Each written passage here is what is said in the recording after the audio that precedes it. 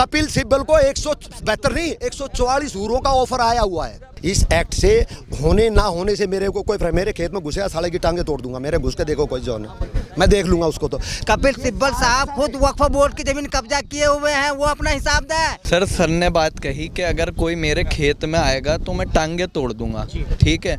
तो वक्फ बोर्ड में कोई दखल देगा तो हम क्यों नहीं सवाल उठाएंगे। सुनो वक्फ बोर्ड सुन लो भाई, सुन लो। अब तुम अपना टोपी चमकाना दूसरे जगह। सर आप गूगल कर लीजिए सर, आप मेरे सामने आ जाए तो बता दूंगा। रिसर्च कर लो। नहीं ठीक है रिसर्च कर लो सर। अरे सर आते होते ना ऐसे चिल्ला के ना आते। ओवीसी साहब इनको जाके कपिल सिब्बल को जाके देख लेना आज शाम को, फॉलो देम। आप ले जाओ कैमरा, कहाँ बैठे होंगे वाइन पी रहे होंगे आज। गरीब मुसलमान आज रो रहा होगा। ये हिंदुस्तान में जो इकोसिस्टम है ना, इस देश को बर्बाद इस इकोसिस्टम ने किया है। वो जो गरीब गुरबे का जो मुसलमान बैठे हुए हैं उनको आज काला दिन है उनके लिए। नहीं सोच क्या रखे तो बात है डिबेट करने की है। मैं बताता हूँ, चलो ये कैमरा हटा भाई 1 मिनट। आप जो इंडोमेंट, मेरे पास सुनो, जो आंध्र प्रदेश में जो प्रॉपर्टी उसकी है इंडोमेंट, 1 मिनट, इंडोमेंट की है, वो किसी मुसलमान की कब्जा ये नहीं। यहाँ पर मामला ये है कि मुसलमानों ने हिंदू की प्रॉपर्टी को बोल दिया ये हमारी है। तो आप चैलेंज कीजिए ना कोर्ट में, आपने किसको रोका है? That's the point। बात यहाँ पे चैलेंज नहीं है। आपने किसको रोका? हम वी आर डिस्कसिंग। आपने कोई आपने चैलेंज किया? ट्राइब्यूनल बना हुआ है, उसके बाद हाई कोर्ट है, सुप्रीम कोर्ट है। भैया ट्रिब्यूनल को कौन गवर्न करता था? आपके मुतवल्ली, आपके मुतवल्ली बैठते थे। हाँ नॉलेज क्यों नहीं है? फिर आपको नॉलेज नहीं है। नॉलेज क्यों नहीं है? अरे पहले डिसाइड आप करते थे। डिस्ट्रिक्ट जज ट्राइब्यूनल अपील में वो उसमें है। वक्फ ट्राइब्यूनल के अंदर, वक्फ ट्राइब्यूनल के अंदर आप पढ़ गए ये। ठीक है ट्राइब्यूनल नहीं है। फिर आप ऐसे लोगों से अगर हमारी डिबेट कराएंगे। नहीं आज का जो अंतरिम आदेश है उसे कैसे देख रहे हैं? उस अंतरिम आदेश को मैं फिर दोबारा से रिपीट करता हूं कि हमारे हरियाणा में एक कहावत है, जब कोई भी दुल्हन शादी होकर के आती है तो उसकी सास सबसे पहली इंस्ट्रक्शन उसको देती है कि बेटा धरा ढका छेड़िए मत, बाकी घर तेरा ही है। मतलब किसी चीज़ को छेड़ना मत, लेकिन घर तेरा है। वैसे ही आज जो सुप्रीम कोर्ट ने क्लॉज वाइज कि आप जो है जितनी भी वक्फ की प्रॉपर्टी है उसको डी रजिस्टर नहीं करोगे, चाहे वो सरकारी भी है कुछ भी हो। आप किसी भी वक्फ काउंसिल के अंदर किसी भी आदमी को अपॉइंट नियुक्त नहीं करेंगे, ठीक है। आप कोई भी एक्टिविटी नए लॉ के तहत नहीं करेंगे। और फिर लास्ट में कह दिया जो नया जो लॉ बना है उसके ऊपर हमारा स्टे नहीं है। तो जो मैंने कहावत बताई ना, एग्जैक्टली वो कहावत आज सुप्रीम कोर्ट ने उसको स्टे कर दी है, ठीक है। और इसके अंदर इंटरेस्टिंग आपका सवाल ये है कि जो इस एक्ट के तहत आज सबसे ज़्यादा वो महरूम मुस्लिम गरीब गुरबा, क्योंकि हमें कोई फ़र्क नहीं पड़ता इसके मुस्लिम, इस एक्ट से होने ना होने से मेरे को कोई मेरे खेत में घुसेगा साले की टांगे तोड़ दूंगा। मेरे घुस के देखो कोई जोन है, मैं देख लूँगा उसको। तो लेकिन जो गरीब गुरबा जिसके लिए ये वक्फ की गई थी प्रॉपर्टी, किसी के पास वो था प्रॉपर्टी अच्छी थी, जिसको रिच आदमी था, उसने जो है ना इस्लाम के जो गरीब गुरबे हैं महरूम लोग हैं उनके लिए उनको चैरिटी की प्रॉपर्टी को, ठीक है। किस लिए कि उनकी एजुकेशन के लिए, उनकी हेल्थ के लिए, तो जो महरूम विधवा औरतों के लिए उनको भत्ता, और जो जिन्होंने तलाकशुदा हुए था, और जो गरीब गुरबे बच्चे जिनके माँ बाप ने ये 3 बच्चों के लिए बेसहारा बहुत गरीब तबके के जो मुसलमान थे उनके लिए की गई थी ये जो ना। एक वक्फ बोर्ड के इतनी इनकम, उनकी इतनी प्रॉपर्टी, कितने लाखों एकड़ ज़मीन थी उनके पास में, इतने सेंट्रल 133 प्रॉपर्टी दिल्ली के सेंटर में भैया, जहाँ पे 1 inch I cannot afford two by, वहाँ पे इनको इतनी प्रॉपर्टियाँ तो अभी 2013 के अंदर कांग्रेस गवर्नमेंट ने जाते जाते दे दी। कितनी इनकम थी उसको। आज तक किसी भी वक्फ बोर्ड ने कोई स्कूल, कोई कॉलेज, कोई यूनिवर्सिटी, कोई मेडिकल, कोई हॉस्पिटल, कोई मेडिकल कॉलेज, कोई इंजीनियरिंग कॉलेज, कोई लाइब्रेरी, और कोई भी ऐसी चीज़ जो कि आम पब्लिक को, आम मुसलमान की जनता के लिए यूज हो, एक भी नहीं। सुनो 1 मिनट। लेकिन आज वो जो गरीब गुरबा और जो लोअर तबके वो इस बात का इंतज़ार कर रहे थे कि अभी ये एक्ट ऐसा आ गया जिसके अंदर मेरा बच्चा मदरसे नहीं, मेरा बच्चा स्कूल जाएगा, मेरा बच्चा टोने टोट के जो मर्जी है, वो मदरसा भेजे नहीं, कोई भी नहीं चाहता, कोई भी माई बाप मेरे ऐसा नहीं है भाई, कोई भी माई बाप नहीं चाहता कि उसका बच्चा एक जो है ना वो बनता घूमे। अरे हर आदमी चाहता है उसका बच्चा डॉक्टर, इंजीनियर, साइंटिस्ट, कौन नहीं चाहता भाई, हर माँ बाप चाहता है। अरे भैया नहीं बनाना चाहते कोई भी, वो मौलाना मुफ्ती बाद में बन जाए, बच्चे पहले पढ़े। क्या आप सोचते हैं जो अब देखा होगा इसमें क्या कहते हैं, पूरी में साइकिल पंक्चर बना रहा है, ये कहिए इसके पूरी के तहत बनाया है। IITian लोग भी बाबा बने हैं, IITian लोग भी साधु बने हैं, ठीक है, बड़े बड़े पढ़े हुए लोग IAS IPS में बने। वो वॉलंटियरली छोटे बच्चे को you are no one to guide in that way, वो मजबूरी में, क्योंकि उनके घर पे जो है ना खाने को कुछ नहीं है, स्कूल में भेजने को कुछ नहीं है, इसलिए वहाँ पे खाने को भी मिलेगा और वहाँ पे जो है ना उनको बच्चों को उनको पता है यहाँ पढ़ेगा तो कहीं ना कहीं मौलवी वगैरह लग करके अपना जो गुजारा किस बात का? अगर नया कानून बना है तो विरोध किस बात का? कपिल सिब्बल खुद जाकर के अरे साहब आपकी जो है ना मजा, ये आपकी जो अजमेर शरीफ के जो हेड हैं, चीफ हैं, उसने भी कहा हम इसके फेवर में हैं, जो भी पढ़ा लिखा मुसलमान है वो सभी के सभी इसके हक में है, ठीक है। लेकिन कपिल सिब्बल साहब, आज सिंघवी साहब भी बैठे हुए थे और धवन साहब, जो बड़े बड़े टॉप के जो लॉयर हैं हिंदुस्तान के, जो है ना टॉप लॉयर हैं, वो हमेशा CIA, NRC, ट्रिपल तलाक, 370 में और राम मंदिर के अगेंस्ट में, और आज इसमें यू तो एक्सपेक्टेड थे, वो एक इकोसिस्टम है। अदरवाइज खुद वक्फ बोर्ड की कब्जा किए हुए हैं, कपिल सिब्बल साहब खुद वक्फ बोर्ड की जमीन कब्जा किए हुए हैं, वो अपना हिसाब दे, वो अपना स्टेटस रिपोर्ट दे, और उनके बाद अगर साबित हो जाता है तो उनके बाद जो नुकसान हुआ है वो सारा हर जगह साथ लिया जाएगा, बल्कि उनको जेल जाना चाहिए। कपिल सिब्बल साहब को भी जेल, OBC वगैरह सबके पास जो है ना, सबके पास वक्फ की प्रॉपर्टियां है। अमरातुल्लाह जो है उनके पास कितनी प्रॉपर्टियां जो आज यहाँ खड़े हुए थे, वही तो कर रहा हूँ, क्योंकि उनका पेट कटने जा रहा है और गरीब गुरबे तक जाना है वो। ये जो सार्क है, ये छोटी मोटी मछली नहीं है, ये सार्क है जो छोटी छोटी मछलियों को मुसलमानों को ही खाती हैं। कुछ कह रहे हैं सर ने बात कही कि अगर कोई मेरे खेत में आएगा तो मैं टांगे तोड़ दूंगा, ठीक है, तो वक्फ बोर्ड में कोई दखल देगा तो हम क्यों नहीं सवाल उठाएंगे। सुप्रीम कोर्ट ने जो फैसला आज सुनाया, सरकार की नींदें उड़ गई। अब अगली आप डेट में देखिएगा कि सरकार का क्या जवाब आएगा, कुछ नहीं आएगा। सुप्रीम कोर्ट ने अपने रुझान साफ कर दिए कि नहीं वक्फ, ये जो इसने वक्फ अमेंडमेंट बिल बनाया, सरकार के मुंह पर सुप्रीम कोर्ट देकर मार देगा कि अपना बिल अपने पास रखो। दूसरी बात सर ने कही कि ऊपर नहीं है, नहीं अभी कानून बनाने का अधिकार अभी मैं बता, नहीं सुप्रीम कोर्ट के पास नहीं है, रद्द करने का तो नहीं है। सुनो वक्फ बोर्ड सुन लो भाई, सुन लो, अब तुम अपना टोपी चमकाना दूसरे जगह। हाँ नहीं आप पहले सुन लीजिए, बात सुन लीजिए। एक बात और दूसरी बात सर ने ये कही, मैं सर की बातों का एहतराम करता हूँ, वक्फ की प्रॉपर्टी में काम होने चाहिए थे, सर ने भी बात कही, मैंने सपोर्ट करा। लेकिन दूसरी बात सर ने कही कि देखो हिंदू एंडोमेंट में मुस्लिम नहीं होना चाहिए। कही सर आपने? हाँ, नहीं होना चाहिए। गुरुद्वारा प्रबंधक में सरदारी होना चाहिए। तो मैं ये कहना चाहूँगा, अभी मैं सर से पूछूं, सुप्रीम कोर्ट का मेंबर क्या मैं बन सकता हूँ? आप बताइए। नहीं बन सकता, क्योंकि ना तो मैं वकील हूँ, ना मैं कानून के बारे में जानता हूँ। अभी मैं सर से पूछने लगूँ कि वुज़ू में कितने फ़र्ज हैं, ठीक है, सर कहेंगे मुझे नहीं पता। नहीं मैं बता रहा हूँ सर, ये है कि आप मस्जिद में आ सकते हैं, अगर मस्जिद में आपको लगे कि भाई यहाँ पर इनका सवाल आ गया, मैं जवाब देता हूँ। नहीं मैं कह रहा हूँ, क्योंकि नहीं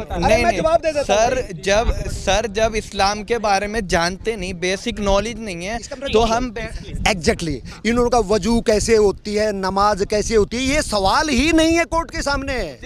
नो, कोर्ट के सामने ये है कि जो प्रॉपर्टी जो वक़्फ़ की गई थी उसका एब्यूज, मिसयूज और फ्रॉड हो रहा है, उसके ऊपर आपकी नमाज कैसे पढ़ोगे, आपकी कोई मतलब नहीं है, केस में ही नहीं है भैया।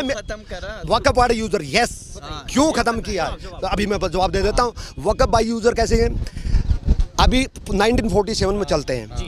1947 में पूरे हिंदुस्तान में, ज्वाइंट हिंदुस्तान के अंदर मुसलमान कितने परसेंट थे? 13%। इनको प्रॉपर्टी जब बोले जी हम इकट्ठे नहीं रह सकते और हमें अलग कर दीजिए, हमें अलग देश चाहिए, इनको जमीन कितनी दी गई? 25%, डबल। 13 को 13% जमीन मिलनी चाहिए थी।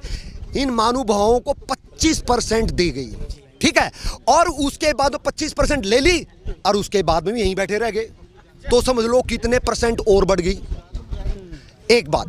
दूसरी बात, जो हिंदू पाकिस्तान से आए वहां पे जो उनके मंदिर भी थे, आप कई वीडियो आती है पुराने, वो सारी की सारी सरकारी हो चुकी है, उस पर कोई इंडोमेंट पाकिस्तान के अंदर हिंदू इंडोमेंट नहीं काम करता।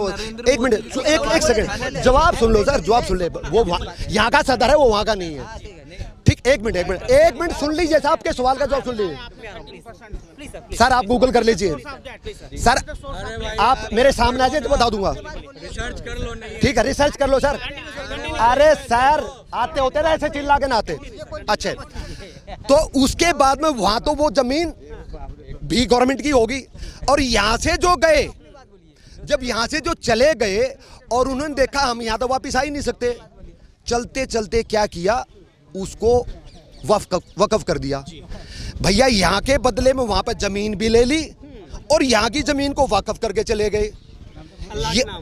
ये जबकि जो हमारा एक्ट है, इक्विटी एक्ट, एनमी एक्ट के तहत ये प्रॉपर्टी आती है, इमीडिएटली गवर्नमेंट की बन जाती है। लेकिन कांग्रेस की सरकार, माशाल्लाह क्या सरकार थी, मेरे को लगता नहीं वो सेक्युलर कही जाती, वो हिंदुओं की सरकार थी, किसी की सरकार, मैं सेक्युलर नहीं थी, वो प्योरली मुसलमानों की सरकार रही थ्रू आउट, ठीक है।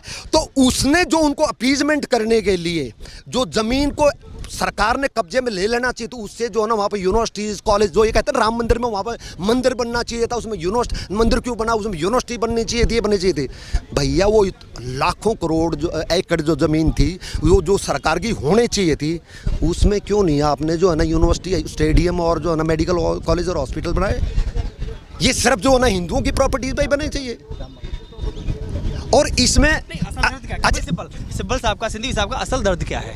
क्या वास्तव में वो मुसलमानों की पीड़ा लेकर के, या फिर सिब्बल साहब का ये है, धार्मिक स्वतंत्रता, सिब्बल साहब को तो जो है ना वो 72 हूरों से बताया, उनको मेरे को तो 75 120 हूरों का 144 हूरों का ऑफर आया हुआ है। कपिल सिब्बल को 172 नहीं 144 हूरों का ऑफर आया हुआ है, क्योंकि वो कोई भी सीए लगा लो, वो जो है ना एनआरसी लगा लो, वो जो है ना ये आपका 370 लगा लो, वो आपका जो है ना ये ट्रिपल तलाक लगा लो, राम मंदिर में लगा लो, और आज फिर ऐसा क्या है उनके पास में? अरे भैया जो एक सांस लेते हैं उसके साथ में भी नोट जाते हैं, वो सांस छोड़ते हैं तो उस टाइम पे भी वो बिजी होते हैं, 500 करोड़ का समझे। लेकिन ऐसा क्या है कि इकोसिस्टम वो इन चीजों के लिए एडवांस में अवेलेबल होते हैं, ऐसा क्या है? 500 करोड़ का भी सुप्रीम कोर्ट भी केवल सिब्बल साहब की, मनु सिंघवी साहब की बात सुन रहा है। अगर उससे पहले कोई पक्ष आता है तो कहा जाता है पहले हाई कोर्ट जाइए। अब सुनो ना, इकोसिस्टम देखिए ना, ये हिंदुस्तान में जो इकोसिस्टम है ना, इस देश को बर्बाद इस इकोसिस्टम ने किया है। आप देखो कि कपिल सिब्बल बैठा है, मनु सिंह भी बैठा है, धवन साहब बैठे, टॉप के जो लॉयर है, जो इंटरप्रेटर ऑफ कॉन्स्टिट्यूशन है, दे आर सिटिंग देयर कि ये एक्ट को गलत बता रहे हैं। इस एक्ट के कौन से प्रोविजन को, एक प्रोविजन बता दीजिएगा जो कि जो है ना एक गरीब गुरबे के लिए नहीं, वैसे कहते हैं हम गरीब के लिए, इसके लिए, वो लिए हैं। अब जो इसमें कहा कि 5 साल का, एक बहुत बड़ा आपने सवाल नहीं पूछना चाहिए था, इस सवाल आपने, कि 5 साल का जो वो दिया है, अगर 5 साल के बाद इस्लाम आप कबूल कर लिया तो 5 साल तक आप अपनी कोई भी प्रॉपर्टी को वक्फ नहीं कर सकते हो। जिस दिन मैं पहली बार मैंने सुना था, ऑनेस्टली स्पीकिंग, मैं वो बोलता हूँ जो मुझे समझ में आती है, मैं गलत हो सकता हूँ, उसके लिए प्लीज डोंट हो। शुरू में मुझे भी लगा यार, मैं आज सपोज करके मुसलमान हो जाता हूँ तो ये मेरा अधिकार है भाई, मैं प्रॉपर्टी को दान करूँ ना करूँ, गवर्नमेंट कौन होती है मेरे को रोकने के लिए? लेकिन ध्यान से सुनना है कि एक बंदा, किसी के मुंह से सुनने को नहीं मिलेगी ये बात। हिंदू मैरिज एक्ट, वकील साहब हैं खड़े हुए, सुना होगा, उसके अंदर सेक्शन 13 के अंदर जब दोनों पार्टियां म्यूचुअली एग्री कर जाती हैं, भाई ठीक है हम इकट्ठे नहीं रह सकते, परिवार, रिश्तेदार, दोस्तों से जब उनको ये समझ में आ गया कि भाई हम इकट्ठे नहीं रह सकते, तो वो सहमति से कोर्ट के अंदर डालते हैं पिटीशन, ज्वाइंट पिटीशन डालते हैं कि हम म्यूचुअल कंसेंट के ऊपर कि भी हमारे को डिवोर्स दे दिया जाए। उस टाइम पे कानून क्या कहता है? Section 13 of HMA, Hindu marriage act, वो कहता है, वो दे दिया आपने, अब 6 महीने तक जाइए और सोच के आइए फिर दोबारा से। 6 महीने तक उसको बोलते कूलिंग पीरियड। नहीं, कई बार क्या होता है ना, गुस्से के अंदर भी किया जा सकता है, किसी के इन्फ्लुएंस में आगे हो सकता है, कोई जो है ना पता नहीं किस इन्फ्लुएंस में होता है, तो डिसीजन ले लिया जाता है। ये क्योंकि जो ना शादियां बच्चों का, गुड़ियों का खेल नहीं है, तो वो कानून ने भी, पार्लियामेंट ने इस पर कानून को पास किया कि 6 महीने का कूलिंग पीरियड है, ताकि आप आराम से, अब दोनों अलग भी रह रहे हैं। पहले क्या होता है ना, एक दुश्मन जो आमने सामने होते हैं, तो उस टाइम पे वो उसकी बात से चिढ़ा रहता है, कूली ठीक से सोचने का टाइम नहीं मिलता उसको, तो उनको 6 महीने ठंडे मन से अलग रह रहे हैं, सोचने का टाइम मिलता। फिर सोचा यार आदमी तो बढ़िया था यार, वो बीवी तो मेरी बहुत अच्छी है, अच्छी अच्छी बातें याद आ जाती हैं, और फिर कोर्ट के सामने वो कहते हैं कि जी नहीं, हम इकट्ठा रहना चाहते हैं। या फिर ठंडे मन से ये भी सोच लिया कि हम एक दूसरे के लिए नहीं बने हुए हैं, तो वो आराम से कहते हैं जी हमारे को अलग कर दीजिए। तो कानून की इंटेंशन देखिए, मुझे जैसे ये मुझे याद आ गया ये 5 साल क्यों ज़रूरी हैं। क्योंकि आपने देखा होगा मेरे बहादुरगढ़ के अंदर एक आदमी ने राम रहीम का चेला बना, और उसके 27 एकड़ ज़मीन थी, उसने 27 की 27 एकड़ ज़मीन राम रहीम को दान कर दी। बच्चे हैं लेकिन 27 एकड़ ज़मीन दान कर दी। उसको 2 साल बाद में ध्यान आया कि यार ये तो बच्चे भूखे मर रहे हैं भाई, वो तो आश्रम में बैठ के उसको रोटियां मिल रही, बच्चे तो कहाँ जाएंगे, ना बच्चों की स्कूल की फीस है, ना उनको रहने को, ना खाने को, कुछ भी। जब उसको ध्यान आया गलती होगी, अब वो दान दे दी तो दे दी, वो उनके कब्जे में, वो तो बदमाश है पूरे के पूरे, जो उनके कब्जे में आ गई। ये आदमी ने सुसाइड किया, और उसके बच्चों को जो है ना खाने को कपड़ा नहीं, खाने को रोटी नहीं है, और पहनने को कपड़ा नहीं है। तो यहाँ से इसलिए 5 साल का कूलिंग पीरियड। अरे भैया क्या इतनी गरीब है क्या वक़्फ़ है कि उसको आज ही ज़मीन चाहिए? वेट 5 साल बाद में अगर वो ठीक है, सच में मुसलमान को इंडिविजुअल का राइट हो, मुसलमान बने कोई उनकी मौज है, लेकिन अगर मुसलमान बना है तो उसको कूलिंग पीरियड मिलना चाहिए कि कहीं मैं गलती तो नहीं कर बैठा। 5 साल बाद में अगर वो उसको समझ में आ गया कि भाई हाँ मैं ठीक जगह हूँ, तो रह रहे ना, तो कन्वर्ट दे, ताकि उसकी प्रॉपर्टी बचाया जा सके। एक आखिरी सवाल, क्या सुप्रीम कोर्ट ने इस हिसाब से समय दिया है, और सरकार को समय दिया है, क्या अगली सुनवाई में इस कानून को रद्द किया जा सकता है? नो, अगली डेट पर कुछ भी नहीं होगा। अगली डेट पर जो रिप्लाई स्टेट सरकार देगी, ये जो बैठे हुए हैं ना खुशी मना रहे हैं इकोसिस्टम, ये उसको कहेगा कि हमें इसका जवाब फाइल करने का टाइम चाहिए। फिर अगली डेट लगेगी, अगली डेट पे एक जो है इकोसिस्टम का गिद्ध जो है वो जवाब देगा, दूसरा नहीं देगा, फिर तीसरा नहीं देगा। ये समझ लो कि 2025 तो गया, तो क्या कानून लागू नहीं होगा? फिर नहीं होगा। आज वही तो कह दिया ना बेटा, ढका धरा छेड़िए मत ना, बाकी घर तेरा ही है। हमारा ये वक्फ एक्ट है हमारे पास में, लेकिन हमारा ये एक्ट वो जो गरीब गुरबे का जो मुसलमान बैठे हुए हैं उनको आज काला दिन है उनके लिए। वो रो रहे होंगे आज कि जिनके बच्चों को अभी इस सेशन के अंदर स्कूल मिलना था, मेडिकल कॉलेज मिलना था, हॉस्पिटल मिलना था, जिनके बच्चों को, यतीमों को, विधवाओं को जो वो मिलना था, जो भत्ता वगैरह खर्चा मिलना था, वो आज सुप्रीम कोर्ट ने सिर्फ जो टोपी लगे हुए ओवैसी, जो अताउल्लाह, ये जितनी भी गिद्ध जो बैठी हुई हैं, जिन्होंने इस वक़्फ़ की प्रॉपर्टी को हड़पा हुआ है, ये हड़प गैंग जो है ना वो खुश है। सिर्फ वो आज शाम को वाइन पियेंगे बढ़िया वाला। ओवैसी साहब अगर इनको जाके, कपिल सिब्बल को जाके देख लेना आज शाम को, फॉलो देम, आप जल जाओ कैमरा, कहाँ बैठे होंगे वाइन पी रहे होंगे आज। दुख है। और जो गरीब जो है वो रो रहा होगा, गरीब मुसलमान आज रो रहा होगा। और ये गिद्ध हैं जो ना, जिन्होंने गरीबों का नोचा हुआ मांस है, वो they will celebrated with wine.